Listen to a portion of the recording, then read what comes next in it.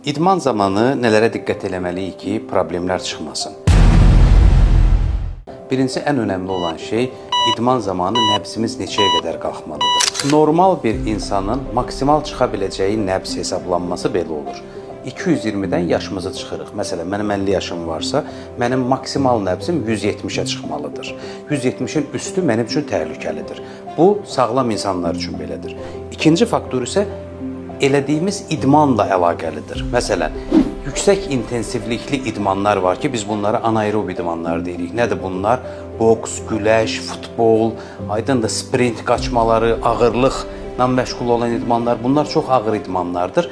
Bunlarda bu, mənim üçün olan 170 nəbzin 85%-ni tutturmalıyıq. Yəni, nəbzim 140-150-ni qətiyyən keçməməlidir və buna diqqət edilməlidir. İkinci idman var ki, bu orta intensivlikli idmanlardır.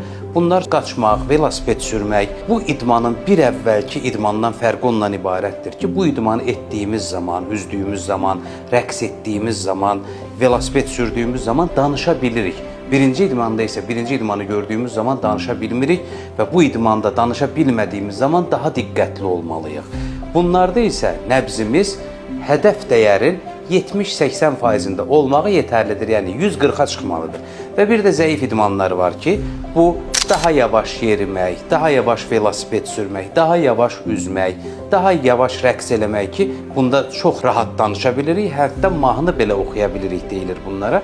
Bunda isə nəbz daha aşağı olmalıdır. Ümumiyyətlə, idmana başladığımız zaman birinci isinmə hərəkətlərində nəbzimizi hədəf dəyərə, yəni 220-dən yaşımıza çıxdığımız zaman əldə olunan dəyərin yarısına çatmalıyıq və idman bitdikdən sonra da yenə də bədənimizdəki artıq yığılan maddələri təmizləmək, bədənimizin özünə gəlməsi üçün nəbzimizin 90-100 arasında olacaq şəkildə yüngül kardio idmanları eləməliyik. İdman zamanı bir başqa şey önəmlidir ki, əgər təzyiqimiz düşərsə, baş gicəllənməmiz olarsa, ağrımız olarsa, bu ciddi ürək probleminin göstəricisidir.